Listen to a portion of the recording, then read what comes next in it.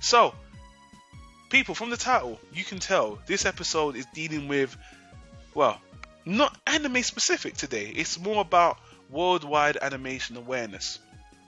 And let me give you some of the bullet points of what we're going to be running through. We're going to be running through some things that may be old news to you guys, because, you know, we're bringing up some stuff that has already happened, but we did get emails about this. I was asked certain questions, and actually speaking to Joe and his interests and stuff, because the thing I really like about the people who I associate with on the podcast and in general, you guys are not just anime lovers, you're animation lovers. Mm-hmm. Yes, this is an anime podcast specifically, yes, but I'm a lover of all animation. I love anime specifically because it's so diverse, you know, but I grew up on Western cartoons, I'm British, I grew up on all the American and British cartoons, but, you know, anime is a niche thing. But you know what? There's other regions doing things in animation, which is why we're bringing awareness to the whole situation today. Also bringing up some things that I've even brought up in the past, like I went on a big-ass ramble on the Legend of Korra review that's a lot of people emailed me about, because, you know, I wasn't the biggest fan of that first season, but yeah. So anyway, with that said, Joe, let's start the podcast. Let's get to it. To start the podcast, Joe, let's start with a nice discussion. And to do that, the first thing is, recently, I think this was about 2 or 3 months ago, Disney announced that it was officially closing its 2D animation department. Oh, yeah. And at that point, well, it was just proclaimed by many people that, yep, that's it, 2D animation is officially dead. Now, before me and you, Joe, get into our thoughts on this, what I want to do is I actually want to put a snippet from another podcast, another Spill.com podcast. The people from Spill.com should know this is a snippet from a couple of cold ones with Spill.com creator Corey Coleman and one of his co-hosts, Leon. They get asked this very question, and I thought their answer was really interesting, so I just want to share that with the audience.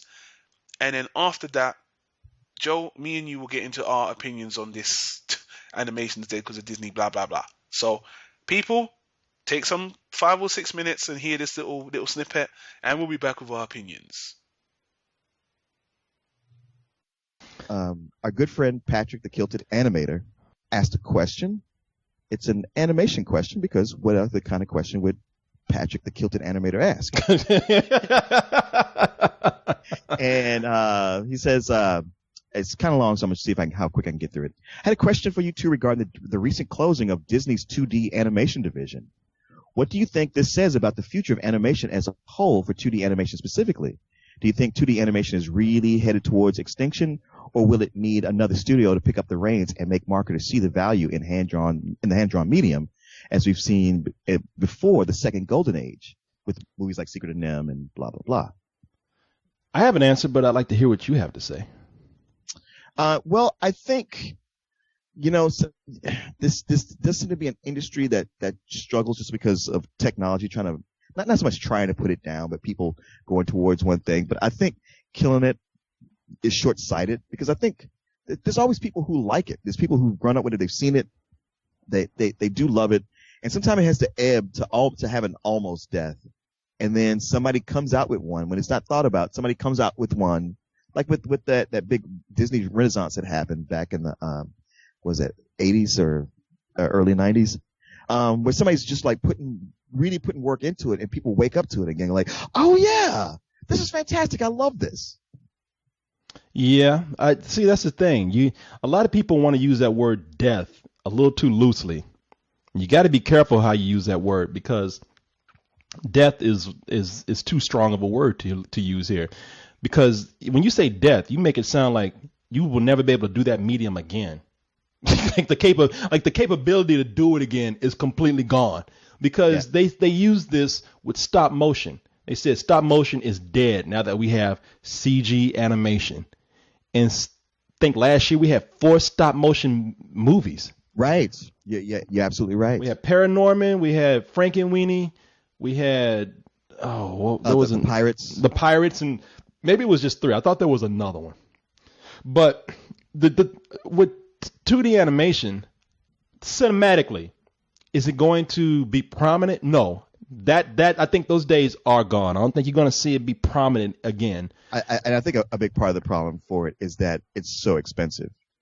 It's time consuming and it's expensive, and that's why you're going to see it thrive on television. You're going to continue to see it thrive on television because movies are all about taking your time, and they have big budgets to put in them, but at the same time they do want to get it done in certain ways that they see that makes sense.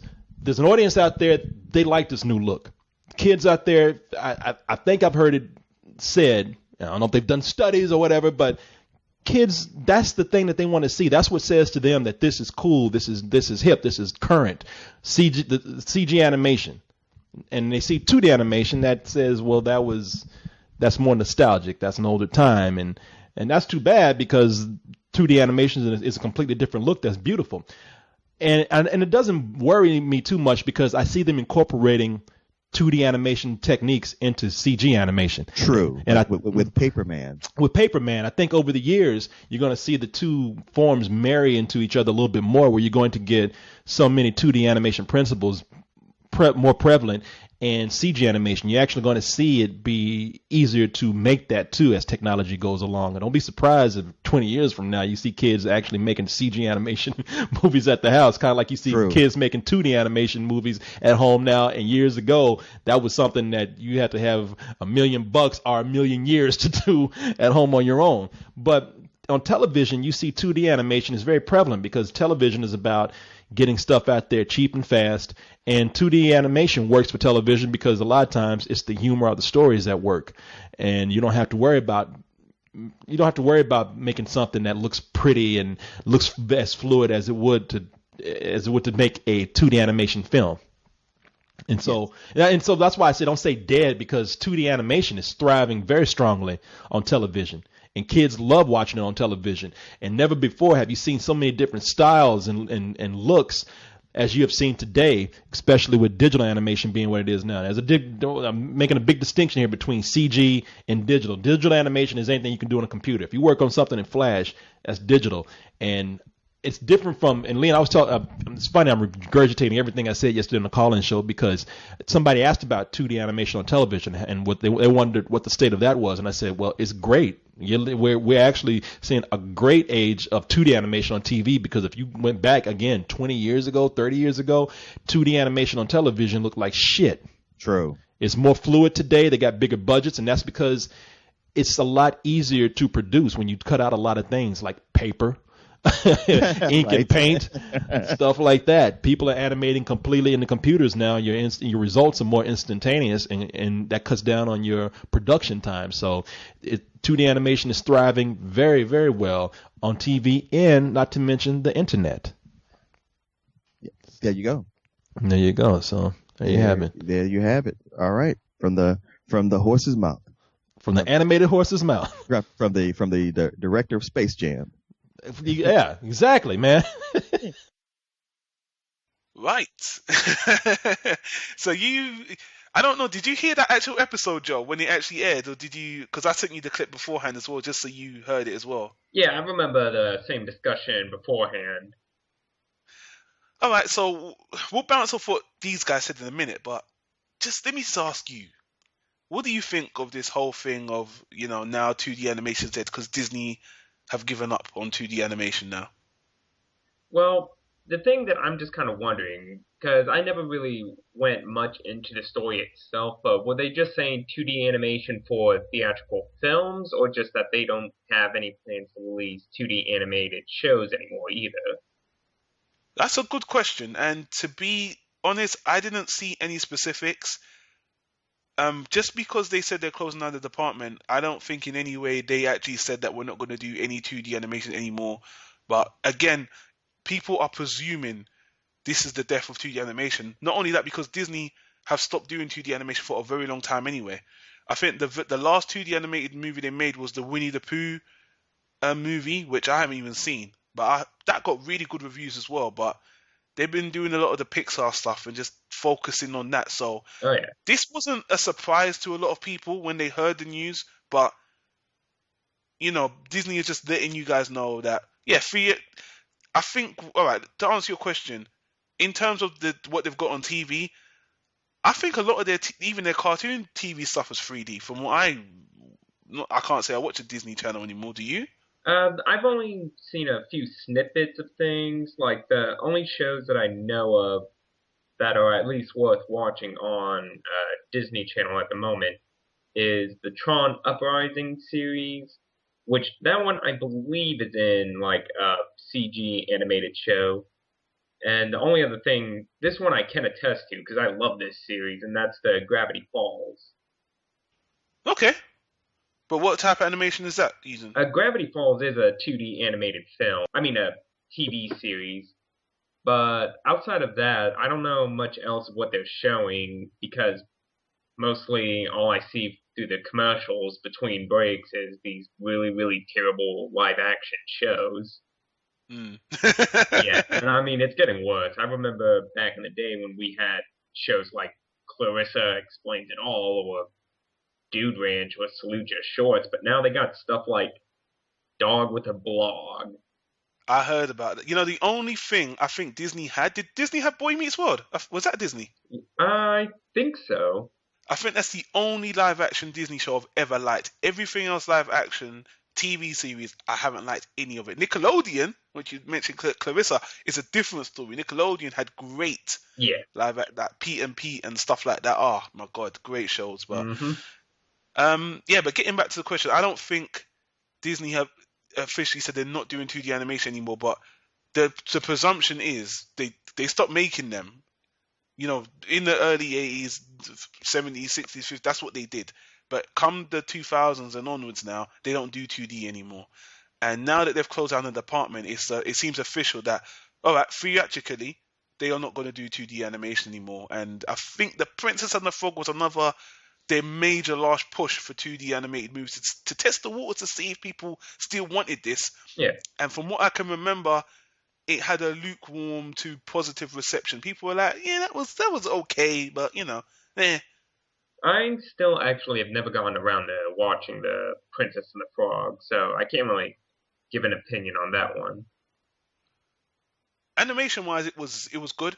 I thought it was okay overall. I just thought there was way too many musical parts in it. I thought it was just way too many musical segments in it. Yeah, well, that was always kind of a problem with a lot of the Disney films in the later years, but they always had to have musical interludes and segments throughout their entire film. Like, I recently watched a film, like, do you remember The Thief and the Cobbler? Vaguely. That I think, no, I'll just say no for now. But remind me. That was a animated film. It came out like roughly about the same time as Aladdin, and it focused around like this kingdom that was protected by these three golden orbs, and just through some circumstances, this thief ends up stealing them, and the town's going to be attacked by this invading army. And the story just kind of follows around this guy who was a little shoemaker and how just kind of in a way he helped save the city and all that. But the thing was that this film actually was started way, way before Aladdin was ever created. Like, this film was started like in the early 80s, but it took so long to animate it because it was all done by hand. You know what? I think I'm remembering this. And do you know where I'm remembering this from? I actually saw the Nostalgia Critic review this. I think I saw the Nostalgia Critic review this, and I think, wasn't that partly animated by Japanese animators as well? Was that the one? I don't recall, but I do know this much, though, that there's somewhere online, you can probably find it. It's called the Recobbled edition. Because the thing was that since the film was taking so long to animate, because the guy heading it was so particular and just kind of a slave driver on anyone who was working for him, that pretty much Miramax and Disney took the film away from him because he was taking so long. I think this is the one I'm thinking of. Is it got anything to do with a boy sleeping in a bed having dreams or something? Some mad dreams? No, that's a Little Nemo you're thinking about, I think. Maybe. Forget about me. I'm getting confused. The thing is that the recobbled edition is basically more true to what the original creator wanted the film to be. So if you find it, like, it's not fully completed because there's like a lot of like animatics or storyboards or simple like pencil test scenes. Like, it's basically recobbled from all the finished work plus the work that never got finished into the film. But the thing that's kind of a stalking difference between it is that in the original version I watched as a kid, that one had so many like musical interludes because that's how Disney believes films are supposed to be run. And this recobbled edition had no music interludes whatsoever. And not only that, it was also mostly like a silent film too, because in the one that Disney released, they had to dub in like dialogue for the thief and the cobbler who weren't supposed to have any lines whatsoever. Mm. And although the funny thing whenever I was watching the recobbled edition is that the cobbler only has one line of dialogue at the very end of the movie. And this is the crazy part. So the Disney released one with the dialogue they ended in. I mean, they put inside the film. They had the voice actor who was, I believe, Simba from The Lion King. Mm. But in the originally intended version, that one line of dialogue was going to be spoken by none other than Sean Connery. Yeah. I'm 100% sure the Nostalgia Critic reviewed this one, and he's reviewed so many great animated. If I find the link, I'm actually going to put it in the description because all of his stuff is really funny. But yeah, would you recommend the movie? Oh yeah, like watching the recobbled edition, it was like kind of mind blowing, especially knowing now like some of the tricks about like animation, especially like I was watching it with a group of my friends and they're all like huge anime buffs or animation buffs. And like one of them was like drooling over like certain segments, just mind blown on how they were able to do it all by hand. Mm. So how do you? So sorry. So just getting back to the point. So how do you feel about this whole thing, Disney leaving 2D animation behind?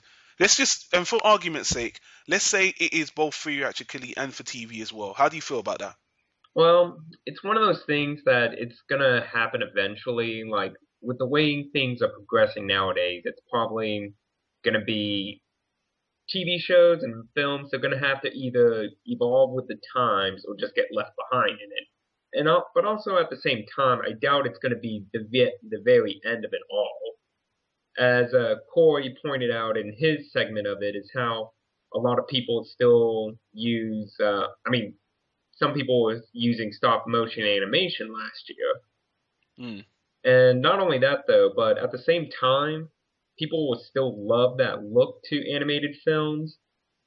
So like as is now, when I was looking over the Annie Awards, I was kind of surprised to see how many short films were done in stop motion animation. So in the future, I'm going to see it as more that there's going to be tons of people doing 2D animation for like student films or short films and whatnot. Mm. Yeah. No. No. I agree. I think he had it in the bag. Yeah. And one thing that he was, I was actually having an argument with someone on Spill about this, not an argument, just a little discussion about it. And they had to point out is that America made animated movies cinematically viable, in the cinemas. And that's something no other country really does. You know what I mean? And that is why they've evolved past 2D and gone into 3D because, that is what's more, like you said, it's moving with the times. That's more appealing to people now. And that's just what people want to see. And, the thing is, with them closing the 2D department, I don't think it makes any difference at all because 2D animation to me is a style of drawing. You can do it on the computer, and it can even look hand drawn. Mm-hmm. With technology today. So from what I understand, the reason why they shut that down because of production costs. It cost so much money to have people do it. So I'm like, yeah, it makes sense they're shutting down that part because paying people to do hand drawn is ridiculous. And I did hear a lot of people lost their jobs, Yeah. which is sad. Which is sad, and I do sympathize with that. But at the same time, you would think they've kind of moved on to graphic design. But the whole thing with 2D animation is dead. I think that's preposterous. I think 2D animation.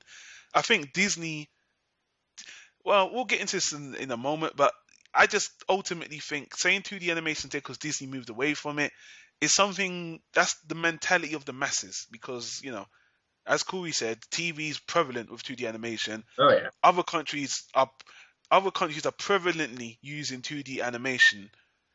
So, saying 2D animation did because Disney gave up, I guess it's just because people, when you think 2D animation, it's kind of synonymous with Disney, even though now there's way more animes that are 2D animated than anything Disney's ever done, in terms of sheer numbers. Oh yeah. But not only that though, like this was something I wanted to ask Corey before, but it was just one of those things I don't think I could fit it into an email because I think it's more of a discussion topic than a actual question. But Mhm. I believe it was 2011. I was actually doing a little bit of research. Well, actually no, it's 2012 that I was trying to look up how many films were done CG versus at least in the style of 2D animation, like for theatric films, but not just in America, but for like other countries. At the time, I saw that America only had like Winnie the Pooh as their 2D animated film. Everything else was done CG. But Mm. then I look over in Japan, and they have like something close to 20 or so animated films, and only 3 of them were done in CG graphics. Mm. Now, granted, with Japan, it was just a matter that a lot of those films were franchise films, like I believe one of them was like a Bleach movie or it was a One Piece film. Yeah. And then I was looking up areas like France, and France kind of had like a more even divide on it. Like they had maybe 3 2D animated films and maybe like 4 CG animated films, or vice versa. I can't remember the numbers right now. Mm. So I don't think just because Disney is going to stop production that means everyone else is going to stop. I mean, granted, it probably doesn't look good in America since most animated films coming out are pretty much CG anyways. Do you know on what? If I play devil's advocate here, it Hmm? makes me it's quite amusing because the new generation are being brought up only on CG. So when you show them 2D, maybe it would have the opposite effect. Maybe they would feel that's fresh because they haven't seen that before. But our generation was brought up on 2D, and now 3D is prevalent. Oh yeah. That's why I'm thinking, isn't this just more of a style thing? Because people say move with the times, but the new generation aren't going to know that. They're not going to go back and watch all those 2D unless obviously they're aspiring animators or something. Yeah. They're not going to go back and get tired of it. Like we've seen, 50 years of 2D. Now we're in 3D, but now everything is 3D. That's why when they say 2D, I'm thinking, not really. You can bring people back into it. You can Yeah. even merge it. Even Corey said. And all right, let me move on to my next question, which is Yeah. a question we've actually got in the email as well. Mhm. Disney, how do you feel about all right, now we've been seeing Disney in their 3D releases for nearly 10 years now. They've consistently made all these 3D movies. A lot of people say Disney have lost it. They're losing interest in these movies that seem to be more focused on the quality of the animation in CGI, 3D, whatever, Mhm. rather than focusing on the story. Like, for example, a lot of people didn't like Brave. A lot of people didn't like Brave, even though the animation is amazing. Look at her hair. Yeah. You can see every strand of her hair. It's beautiful red locks. Oh my god! But people didn't like the story. I didn't like Brave. I thought it was boring, and I actually thought it was a little bit of a. Sorry if this is a spoiler. A little bit of a rip on another Disney movie they made called Brother Bear, which had a very similar story, ironically, which I thought was funny. Yeah. Well, I think the problem with Brave is that like they had a good initial concept to it, but I think somewhere along the line they kind of got lost in it. And now, frankly, with the film, I don't like. I feel kind of like in the middle of it. It's not the best Pixar film, but it's certainly not anywhere near the worst. Yeah. And I do appreciate how they were trying something different, like even if it wasn't like a film that blew people away like stuff like Toy Story or Finding Nemo did, it still brought up at least good discussions on, particularly in the matter of gender in films and like if the main character can be a strong female character or And in general, putting that aside, not. for the last 10 years, all these, how do you feel about these CG Disney movies? Do you feel they've still kept the quality, or do you think Disney are losing it? In general. Well, when it comes to stuff like Cars, that kind of makes me look down a little bit because Cars was terrible and Cars 2 is. Mm. But the other thing I just wanted to bring up briefly, though, is that I will say that at least Pixar has a better understanding on how to make a good CG film. Because I have seen through like some of the other companies, granted they've had some good ones, but they've also had like a lot of terrible crap or just stuff that all kind of felt samey. Like Ice Age got really popular with that little hyperactive squirrel Scratch or whatever his name is. Getting the acorn. Yeah, but it seemed like after that, every other CG film from any other company, or it might have been other films by DreamWorks, all had to have a hyperactive squirrel character somewhere in it. Yeah. It's ironic you should bring that up because today I just saw a trailer for a new Disney movie called Frozen.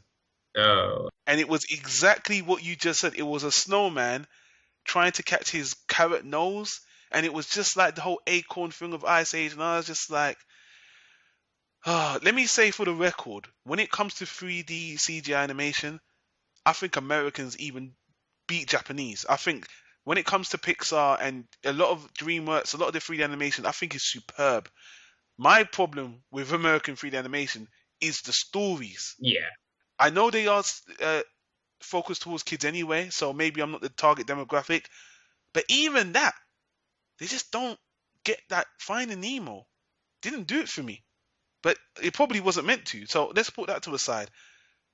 Up was okay for the first half. Yeah. The second half, I didn't really like the second half. What's that one about the robot again? Wall. Yeah, Wall-E. I thought that was okay, but I thought it was overly cute. Like Super Moe. Yeah, I can see that. Granted, however, I did see that Wall-E at least had a really good message behind it. It was cute. It was very, very cute movie. Just a bit too cute for me. That's all. But all those movies, the animation's great. I absolutely loved Wreck-It Ralph.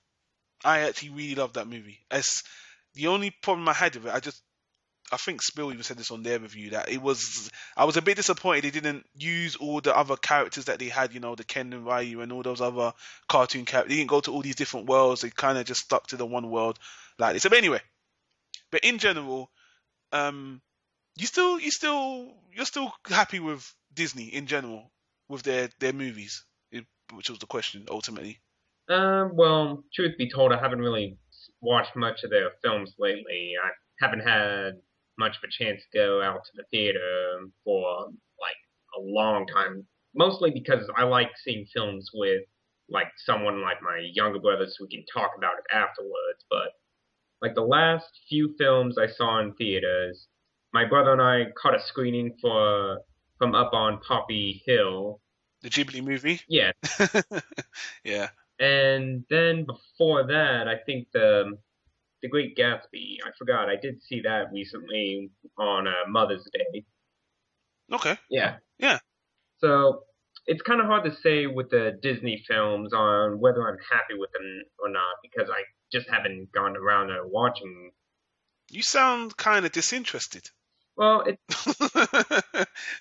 not so much that I'm disinterested. I guess like I don't get so hyped up about it. Like I know a lot of people were practically jizzing their pants over Wreck-It Ralph or the Yeah. fact that it had video game characters. I was a little hesitant about it only because I was wondering, well, that seems more like a gimmick, if anything, than an actual film basis and all that.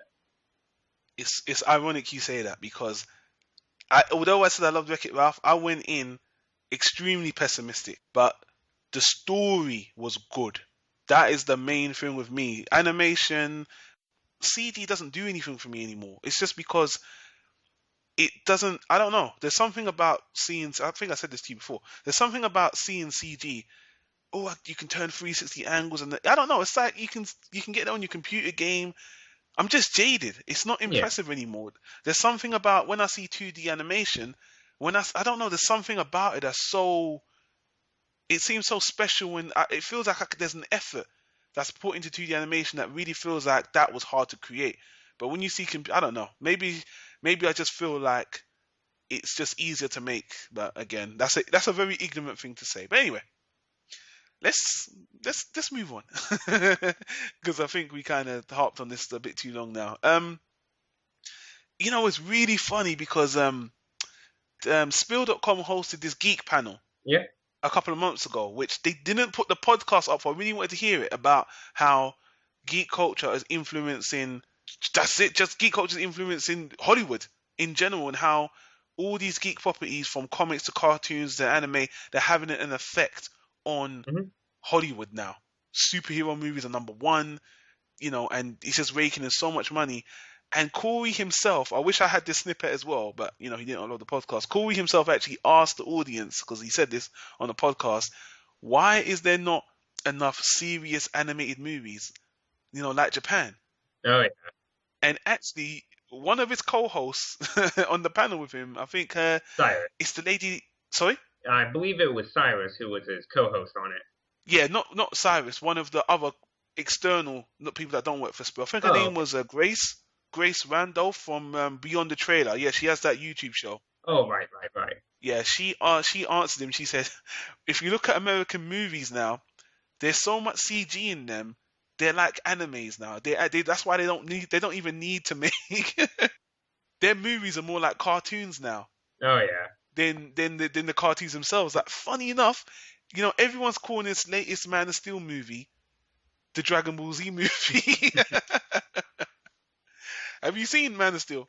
I tried to on Father's Day. My brother and I were going to take our dad out to go see it, but we tried 2 different theaters, and both of them were sold out. And Damn. the second one we did manage to get in, but the problem was that the only seats available were like right up against the screen practically. So it's no way to watch the film when you're having to put your neck up and you can't see the bottom or the top of the screen at the same time. Even when you look at Hollywood, all these latest movies, G.I. Joe, Iron Man, Spider-Man, they're all heavily CG'd, and their characters are like cartoon characters with their superpowers now. So it's kind of ironic, but oh yeah, and two other things I should bring up as well, but it's slightly off topic. Going back to what I said about Disney have lost it. Funny enough, well, one of my favorite movies of all time is Aladdin. That's one of my top 5 movies of all time. I love it. Oh yeah. But there's one of the last Disney movies I ever watched, 2D Disney movies I ever watched, which I spoke to my co-host about. There's a couple of people I told about. Really good movie. Mm-hmm. But I'm about to lose a lot of cred by saying this. Have you ever seen Cinderella 3? Cinderella 3? No, I didn't even know that they had a 2. Let me tell you something, man. One day, I'm going to do a review for this movie separately and probably not on this podcast. But Cinderella 3 was one of the best Disney movies I've seen in a long time. And just to save myself a little bit of headache from emails I'm going to get about how I've lost my fucking mind or something. Cinderella 3 basically it's a kind of a remake of Cinderella 1 because everyone knows the story of Cinderella. Yeah. The abused sister, the pretty one, and basically she's just treated like a slave by her aunt and her three sisters.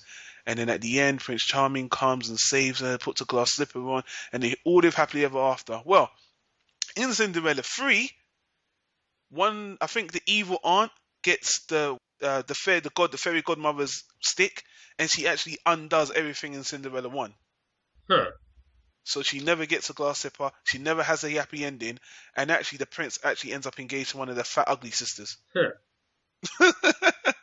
Although I can point out the flaw now that you would think that Prince might kind of think a little bit like, fat ugly sister, maybe not. I'm assuming there had to have been more ladies in this palace or kingdom or wherever he lived other than just two ugly sisters and their attractive houseworker.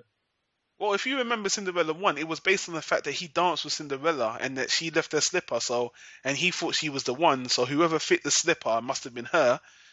And when the fat, ugly sisters look, I don't want to get into it.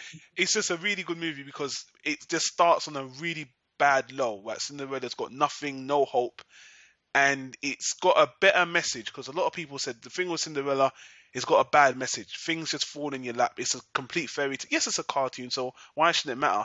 But in Cinderella 3, they completely reconned it, and it's just a better overall fairy tale story. Like I was like, this is a much better Cinderella, and it's got really good reviews. For those who ever got around to watching it, I even told my co-host that, you know what, you ain't gonna believe me. And just before people asked me how did I even get to watch Cinderella 3, there was a point in my life where I wanted to watch every single Disney movie because I'm a lover of animation. Yeah. So I actually watched every single sequel for every single Disney movie. Cinderella 2 is a piece of shit. That is exactly what you would expect. It's just a cheap knockoff, whatever. Cinderella 3, they actually had a really great idea and it's a really great story. I would recommend it, and if you want my rating for it, it's like a high solid B. So if anyone's curious and you don't need to take my word for it. Just go on IMDb and check the reviews. You'll see Cinderella 3 is a good movie. Let's move on because I'm sure I've lost a lot of people at this point. Well, for those who are still around, you're going to enjoy it. Yes. Right, so this goes on to this is the slightly more frustrating part of the conversation. We got an email from Princess Asuna. She asked, I've been watching animation and anime for a very long time. I'm a big fan of both. I'm not biased towards one or the other. I enjoy both mediums for what they are. Why isn't there a consortium of people that just judge all animation on its own without any bias, without any allegiance to any country, not just being Japanese or American? And do you guys know when International Animation Day is by any chance? Yeah, I didn't even know there was a day for it until I looked it up. Neither did I. When I got this question, I was thinking the same thing. How come there isn't a group of people that just, we're always, all of us promote animation, but there should be a group of grown-ass men, like an association that just go to different countries and, promote animation and just have an award, like an Oscar for animation for all the world. That doesn't exist, apparently. And after doing some research, apparently there is an organization that is meant to do exactly that. Yeah, and the surprising fact was also that they've been doing it for nearly 38 years now. Yeah. And just so you know, people, that organization is called the IAFA, which is the International Animation Film Association. They've also go by the ISIFA as well, which I can't even get the acronym for that right now. But anyway, before I move on, I just want to know this information I got from Wikipedia and some other Google searches. I'll put the links in the description. I am not making this up.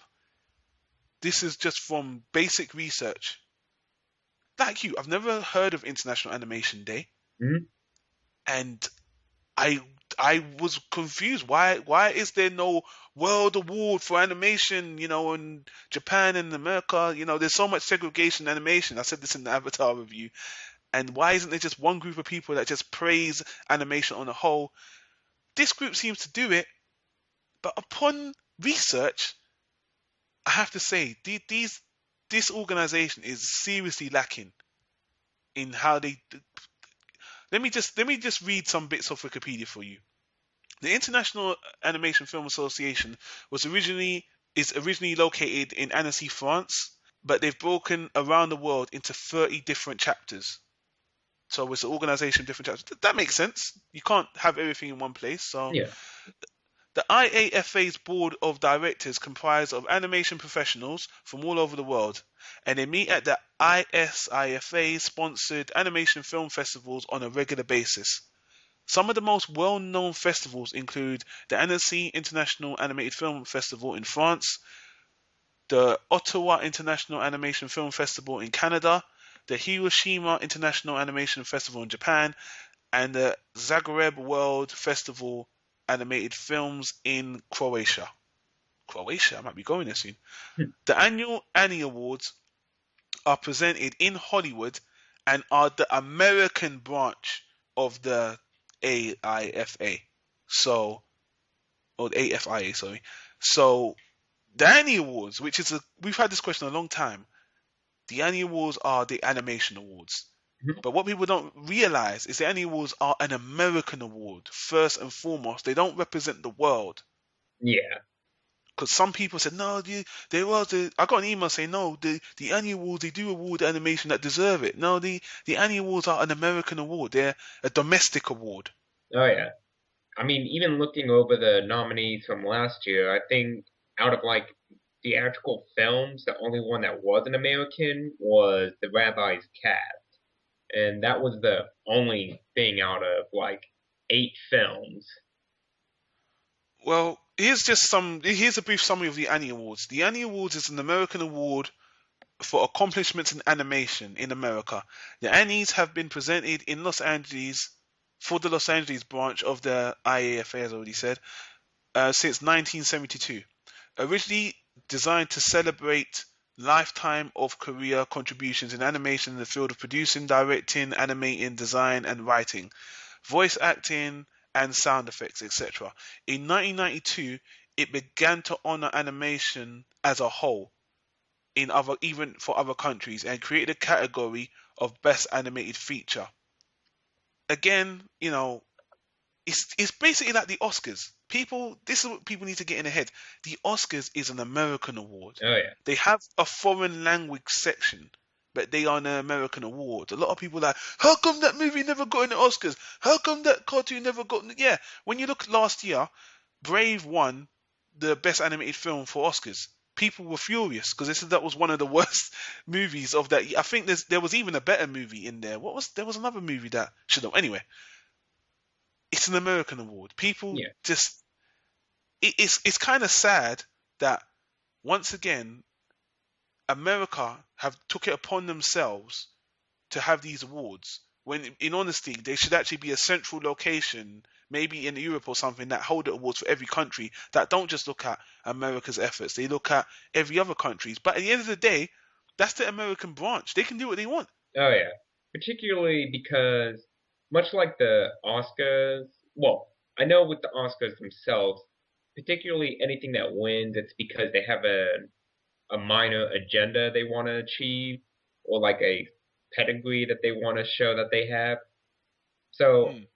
when you compare the other films compared to Brave, a lot of them, which the previous films were Frankenweenie, Hotel Transylvania, Paranorman, Rise of the Guardians, Pirates, Bands of Misfits, which that as well I forgot to count. That was an English film, so that wasn't done in America.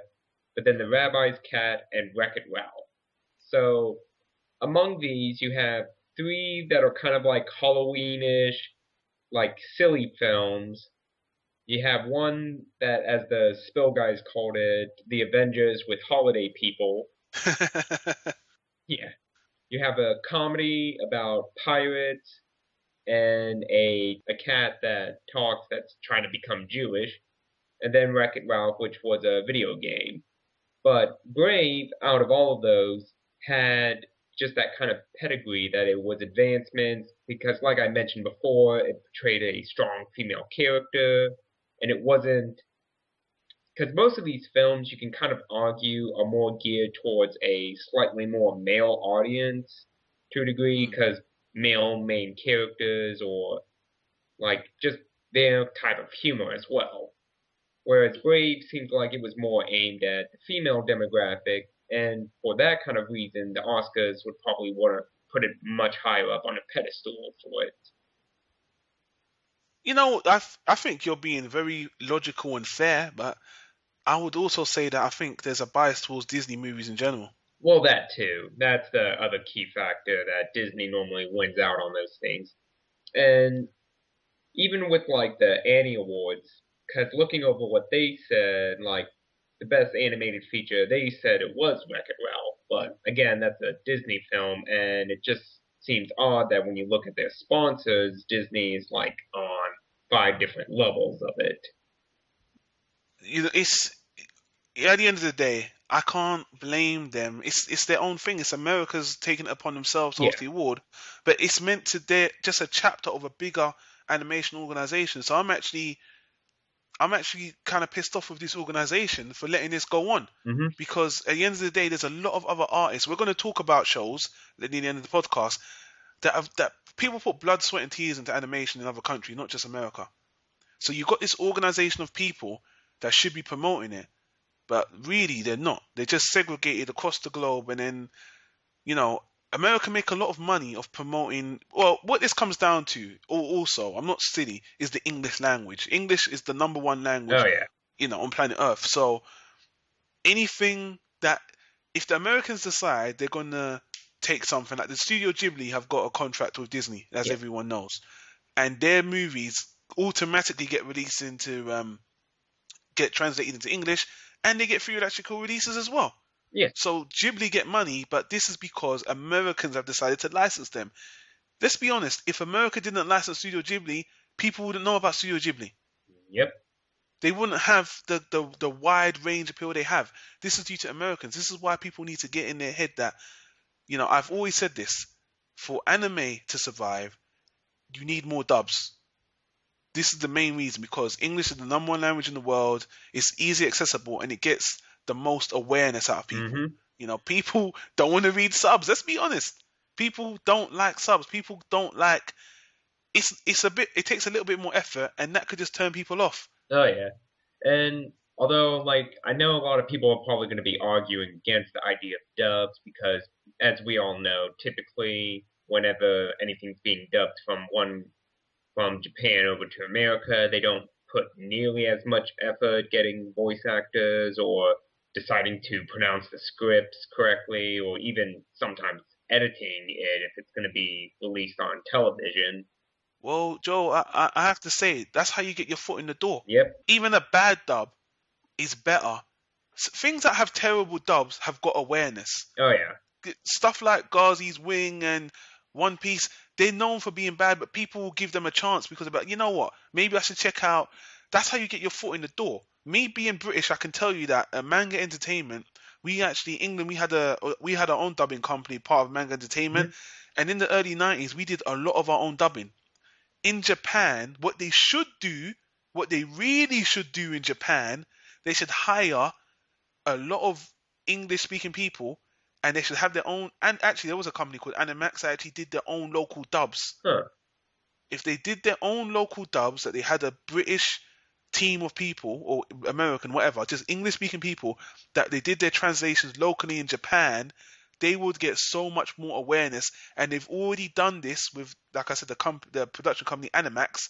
They did their own dubs before licensing it to the US, so they can do it through Funimation or whoever, and that got them a lot of money because they were just getting their foot in the door.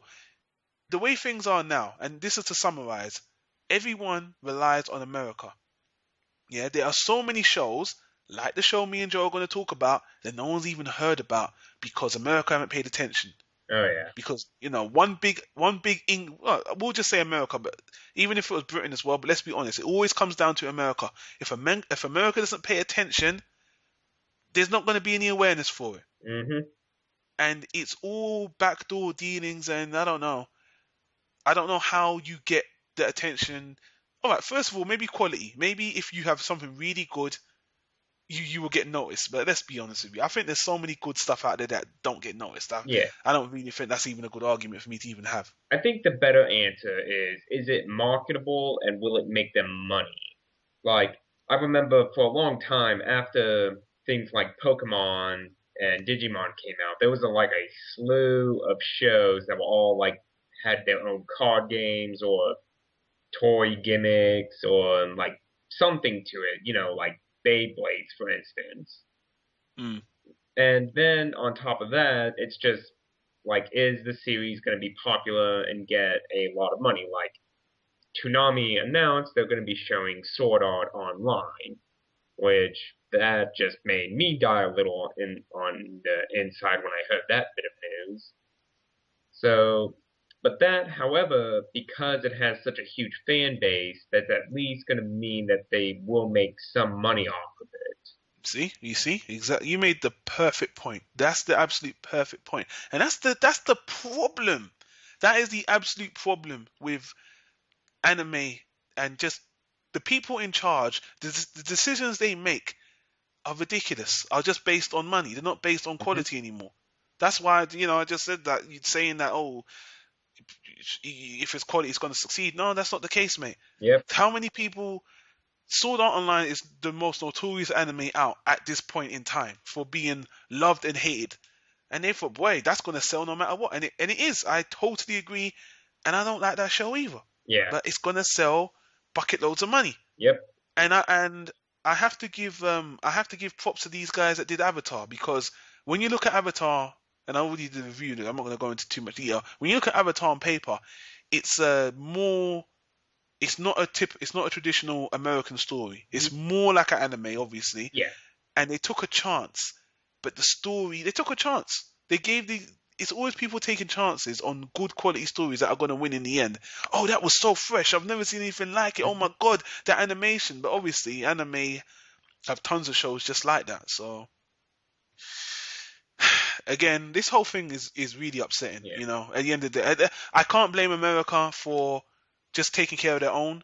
Yeah. But people got to realize that you need to look outside your box, because to me, Disney are formulaic. Oh, yeah. Very formulaic. They just do family-friendly things. The biggest franchise they milked is the wrong term, but I'll just use that. Is Toy Story. Yeah. It was a great series that they got to 3. I didn't even think they could even get Toy Story to 3. They're gonna make 4. Oh, yeah. And now look what they're doing. They're doing planes, cars, robots, everything they're trying to cutify. This latest Monsters University, I was just rolling my eyes. I'm not interested in that at all, to be honest with you. But yeah, so ultimately, I am very disappointed with this organization, the IAFA. They're not really doing anything as far as I'm concerned. America dominates the animation. They're the mothers of animation anyway. They gave birth to animation. Other countries learn from them, but no one really. I don't know. No one. It's a really debauched industry. That's not even the right term, but that's all I can really say about this. So, have you got anything else to say, Joe? Well, I will say it's not just America that's to blame for a lot of it as well, because it's just like with Japan as well. If it's going to make money, they will focus their time and effort on making it. Whenever one thing becomes popular, you'll see the copycat series that come out of it that try to do the exact same thing. Like how there's so many TV shows out that are just like a very banal, like, hey, it's a bunch of cute girls doing cute, crazy things, which some of them work and some of them don't work at all. We had Lucky Star and Azumanga Daioh that were the 2 that I saw and really enjoyed. But then after that, there was stuff that tried to follow the same formula that just didn't work out. But they still make tons of money because it appeals to that demographic for it. Was that K-On!, for example, I think? Yeah, that one I haven't watched, so I can't say anything about it. But I had heard a lot about a series called A Channel, which was supposedly really, really bad as well. Yeah. I don't want to just blame America. I feel like I just said, I think the Japanese could be doing things differently. Like I said, if they had their own English dub team, they could actually get a lot more awareness from Western Yeah. audiences. But Studio Ghibli got a contract with Disney anyway, so they're still getting money from in that aspect. But in general, Joe, that we're going to do in a moment anyway. It's just up to us as content providers to bring awareness to these other shows that probably aren't going to see the light of day in English. Oh yeah.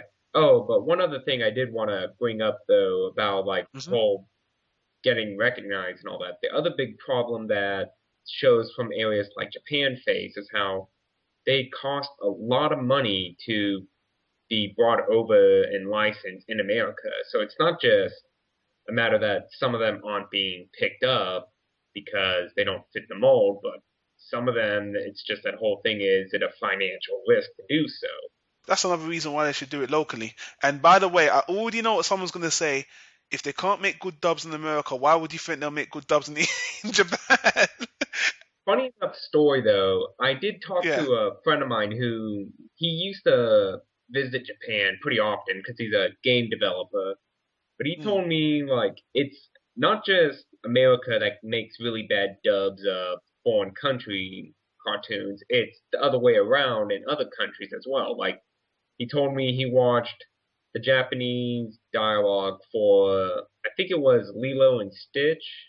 Now I don't know if it was Ah. the movie or the animated series that came after it, but he was Mm. telling me that it was a pretty terrible Japanese dub that they put in for it. You just brought up another point. Isn't it ironic that when Disney release a movie, they've got it in like 10 different languages? Oh yeah. But I actually heard Lilo and Stitch was like a big thing in Japan. Was like amazingly huge. Oh yeah, that was one thing. Like I forgot to bring it up on the episode before when I talked about my trip to Japan, but I was kind of baffled by a lot of Lilo and Stitch things going on. And I think mainly it's because Stitch, he kind of fits into that Yeah, model of like a Pokemon in a way. exactly. Yeah. Yeah, he's just a cute little monster that does cute little crazy things and he transforms. And that girl doesn't even look American, or she's Hawaiian in the movie, but Hmm. she looks like got a big nose, and the actual character designs. It actually translates really well into Asian society, not on the animation level, but it just seems to fit. Yeah, Oh yeah, being like, yeah, especially because I believe afterwards that Japan made their own kind of like yeah, spin-off series of they Lilo did, and Stitch. they did. Yeah, I noticed that as well. Yeah. It was kind of like how they did the same thing with the Powerpuff Girls as well. Oh yeah, yeah. Someone posted that on our group page as well. I didn't even know until someone posted up there was a Japanese version of the Power Girls, but originally it looked like an anime anyway with the big eyes and the girls fighting. I'm like, damn, Yeah. Powerpuff Girls was very anime. So if anything was going to be absorbed, but funny enough, the Japanese version I saw was really cutesified. I was like, what the hell is this? Yeah, they kind of wanted to bring it into that more magical girl moe model that they Yeah, normally love so much. yeah, exactly. I do find it kind of funny that it's almost like that snake eating its tail kind of effect because it's like Powerpuff Girls was heavily influenced by anime, and then here's anime, and they're really influenced by the Powerpuff Girls to make a new version of it. And then I'm sure somewhere along the line, someone's probably going to be trying to remake something out of that at some point. Yeah, yeah, it's just weird. I don't know where things stand between Japan and America, but what the good news is, Joe? Hmm. We're moving away from that now. Yeah.